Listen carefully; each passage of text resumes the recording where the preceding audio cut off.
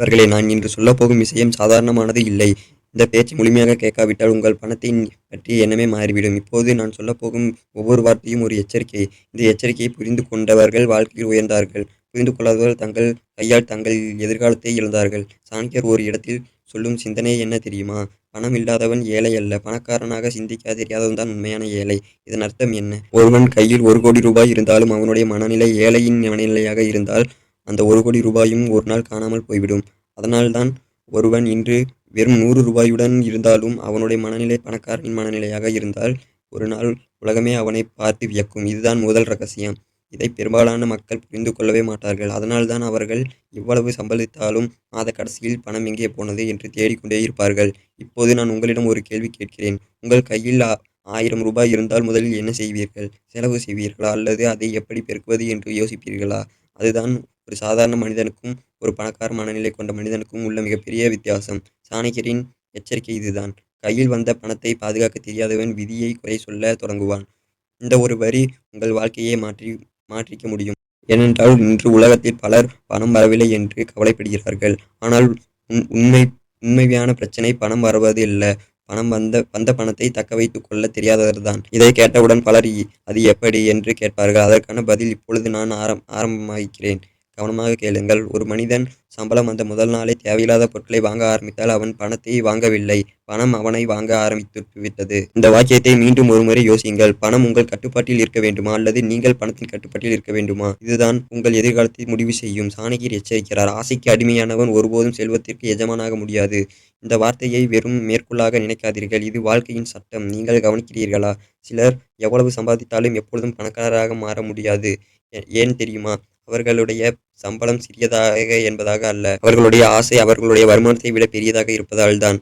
இப்பொழுது நான் சொல்லப்போகும் விஷயத்தை மிக கவனமாக கேளுங்கள். இந்த ஒரு தவறை 99% மக்கள் செய்கிறார்கள். அதனால்தான் அவர்கள் வாழ்நாள் முழுவதும் பணத்திற்காக வேலை செய்கிறார்கள். ஆனால் மீதமுள்ள 1% மக்கள் பணத்தை தங்களுக்காக வேலை செய்ய வைக்கிறார்கள். அவர்கள் என்ன வித்தியாசத்தை செய்கிறார்கள்? இதுதான் அடுத்த ரகசியம். அதனால் அதை சொல்லும் முன் ஒரு விஷயத்தை நினைவில் வைத்துக் கொள்ளுங்கள். இனி உங்கள் வாழ்க்கையில் இந்த ஒரு தவறை மட்டும் செய்யாதீர்கள். ஏனென்றால் இந்த ஒரு தவறு மெதுவாக உங்கள் எதிர்காலத்தை கொள்ளையடிக்கும். உங்களுக்கு அது தெரியவே தெரியாது. ஒரு நாள் நீங்கள் திரும்பி பார்க்கும்போது அவ்வளவு வருடம் உழைத்தேன். ஆனால் என்னிடம் என்ன இருக்கிறது என்ற கேள்வி மட்டும் இருக்கும். இந்த நிலைக்கு நீங்கள் செல்லக்கூடாது என்பதற்காகத்தான் இந்த எச்சரிக்கை. அடுத்த ரகசியம் மிகவும் ஆபத்தானது. பெரும்பாலான மக்கள் இதை கவனிக்கவே மாட்டார்கள்.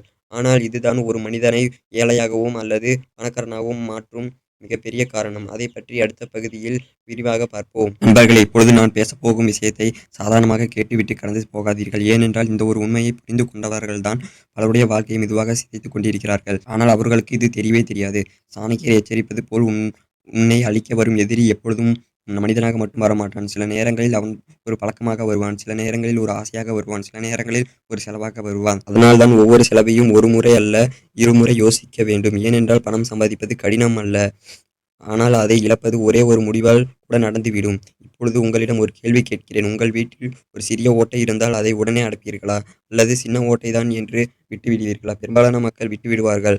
ஆனால் மழை வந்த பிறகு அந்த ஓட்டை வீட்டையே சேதப்படுத்தும். அதே போலத்தான் சிறிய சிறிய தேவையில்லாத செலவுகள். இன்று ஒரு காபி, நாளை ஒரு தேவையில்லாத பொருள், அடுத்த நாள் ஒரு ஆடம்பர செலவு. அப்படியே ஒவ்வொரு நாளும் பணம் வெளியேறி கொண்டே இருக்கும். அதனால் இது வெளியேறுவது உங்களுக்கு தெரியாது. ஒரு நாள் உன் கணக்கை பார்த்து எப்படி இவ்வளவு பணம் போய்விட்டது என்று அதிர்ச்சியடைவீர்கள். இதைதான் சாணக்கியர் எச்சரிப்பது போல் ஒரு சிறிய ஓட்டை ஒரு பெரிய கப்பலை மூழ்கடிக்கும். நண்பர்களே, ஒவ்வொரு மனிதன் பணத்தை இழப்பது ஒரே நாளில் நடப்பதில்லை. தினமும் கொஞ்சம் கொஞ்சமாக அவன் கவனிக்காத இடத்தில் அவன் எதிர்காலம் கரைந்து கொண்டிருக்கும். இதுதான் பெரும்பாலான மக்கள் பார்க்காத ஆபத்து. இப்போது மற்றொரு ரகசியத்தை கேளுங்கள். இது பணக்காரர்களின் மிகப்பெரிய ஆயுதம். அவர்கள் சம்பாதிப்பதற்கு முன் யோசிப்பார்கள். செலவு செய்வதற்கு முன் இன்னும் அதிகமாக யோசிப்பார்கள். ஆனால் ஏழை மனநிலை கொண்டவர்கள் முதலில் செலவு செய்வார்கள். பிறகு அதை எப்படி சமாளிப்பது என்று யோசிப்பார்கள். இதுதான் இரண்டு வாழ்க்கைக்கும் இருக்கும் மிகப்பெரிய வித்தியாசம். நண்பர்களே, உங்களை ஏமாற்றும் மிகப்பெரிய எதிரி வெளியில் இல்லை. அவன் உங்கள் மனதுக்குள்ளே இருக்கின்றான். தினமும் சொல்வான், அதை வாங்கு, இதை வாங்கு, எப்போது அனுபவி, நாளை பார்த்துக் கொள்ளலாம். இந்த குரலை ஒரு முறையாவது எதிர்த்து நின்று பாருங்கள். உங்கள் வாழ்க்கையை மாற ஆரம்பிக்கும். ஏனென்றால் ஒவ்வொரு முறையும் நீங்கள் தேவையில்லாத ஒரு செலவை தவிர்க்கும் போது உங்கள் எதிர்காலத்திற்காக ஒரு சிறிய வெற்றியை சேர்த்துக் கொண்டிருக்கிறீர்கள். ஆனால் இதில் இன்னும் பெரிய ஆபத்து இருக்கிறது.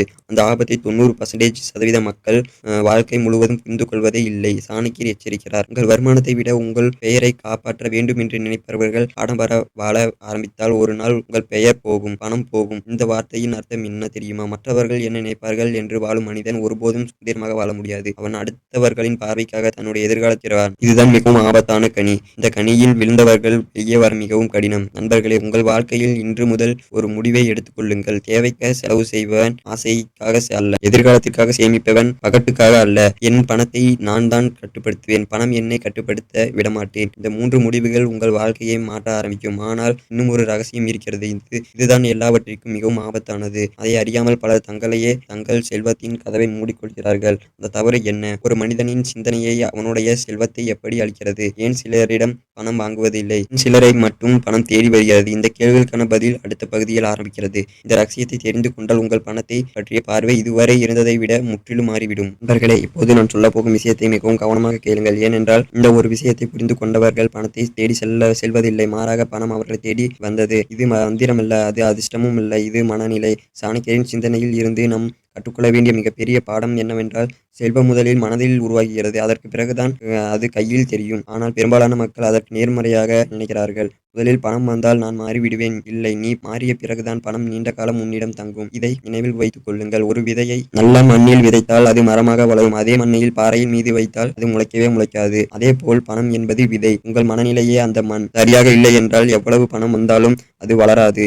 இதைதான் பலர் வாழ்க்கையில் அனுபவிக்கிறார்கள். ஒரு காலத்தில் நன்றாக சம்பாதித்தவர்கள் ஆனால் இன்று கடனில் வாழ்கிறார்கள். ஏன்? சம்பாதிக்கும் திறமை இருந்தும் ஆனால் பாதுகாக்கும் மனநிலை இல்லை. சாணக்கியர் எச்சரிப்பது போல் காக்க தெரியாத செல்வம் நீண்ட நாட்கள் செல்வமாக இருக்காது. நண்பர்களே, இப்போது நான் ஒரு விஷயத்தை உங்களிடம் கேட்கிறேன். உங்கள் வாழ்க்கையில் ஒரு வாய்ப்பு வந்தால் அதை நீங்கள் பிடிப்பீர்களா அல்லது அப்புறம் பார்க்கலாம் என்று தள்ளி வைப்பீர்களா? கவனியுங்கள், வாய்ப்புகள் எப்போதும் கதவை தட்டாது. சில வாய்ப்புகள் ஒரே ஒருவரை மட்டும் வரும். இப்போது தயாராக இருப்பவர்கள் தான் அதை பயன்படுத்துவார்கள். தயாராக இல்லாதவர்கள் அதை அதிர்ஷ்டம் என்று சொல்லி விட்டுவிடுவார்கள். இதுதான் பணக்காரனின் மனநிலையின் அடுத்த ரகசியம். அவர்கள் அதிர்ஷ்டத்தை நம்புவதில்லை, தயாரிப்பை நம்புகிறார்கள். அவர்கள் நாளைக்கு என்ன ஆகும் என்று பயப்படுவதில்லை, நாளைக்கு என்ன செய்ய வேண்டும் என்று திட்டமிடுகிறார்கள். அதுதான் அவர்களின் பலம். ஆனால் இப்போது நான் சொல்ல போகும் விஷயம் இன்னும் ஆபத்தானது. இந்த ஒரு தவறு ஒரு மனிதனை மெதுவாக ஏழையாக்கிவிடும். அந்த தவறு மற்றவர்களுடன் தன்னை ஒப்பிடுவது. அடுத்தவன் புதிய கார் வாங்கினான், நானும் வாங்க வேண்டும். அடுத்தவன் பெரிய வீடு கட்டினான், நானும் கட்ட வேண்டும். அடுத்தவன் வெளிநாடு சென்றான், நானும் செல்ல வேண்டும். இந்த எண்ணம் வெளியில் பார்க்கும் போது சாதாரணமாக தெரியும். ஆனால் அதுதான் அமைதியாக உங்கள் பணத்தை கொள்ளையடிக்கும் கனி. ஏனென்றால் நீங்கள் உங்கள் தேவைக்காக வாழவில்லை,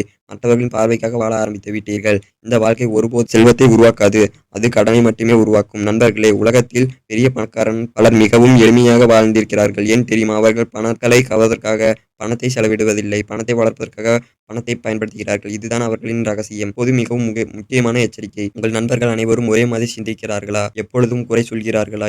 இந்த நாட்டில் முன்னேற முடியாது, பணம் சம்பாதிக்க கஷ்டம், நேர்மையாக இருந்தால் வெற்றி கிடைக்காது, இப்படி தினமும் பேசுபவர்களா? அப்படியானால் அவர் கவனமாக இருங்கள். ஏனென்றால் அந்த வார்த்தைகள் உங்கள் காதுகளில் மட்டும் விழுவதில்லை, மெதுவாக உங்கள் மனதுக்குள் சென்று உங்கள் தன்னம்பிக்கை அளிக்க தொடங்கும். ஒரு மனிதனின் நம்பிக்கை உடைந்து விட்டால் அவன் முயற்சி செய்வதை நிறுத்திவிடுவான். முயற்சி செய்வது நின்றுவிட்டால் வாய்ப்புகள் நின்றுவிடும். வாய்ப்புகள் நின்றுவிட்டால் வருமானம் நின்றுவிடும். இதுதான் பலர் கவனிக்காத மறைமுக ஆபத்து. எனவே நீங்கள் யாருடன் நேரத்தை செலவிடுகிறீர்கள் என்பதை கவனமாக தேர்வு செய்யுங்கள். ஏனென்றால் சிந்தனை தோற்றும், சோம்பேறித்தனம் தோற்றும், பயம் தோற்றும், அதேபோல் துணிச்சல், ஒழுக்கம், வெற்றியும் அனைத்தும் தோற்றும். அதனால்தான் உங்களை சுற்றியுள்ளவற்றை மிகவும் கவனமாக தேடுங்கள். ஆனால் இவை எல்லாவற்றையும் விட மிக ஆபத்தான எதிரி இன்னும் இருக்கிறான். அவன் வெளியில் இல்லை, அவன் உங்கள் மனதுக்குள்ளேயே இருக்கிறான்.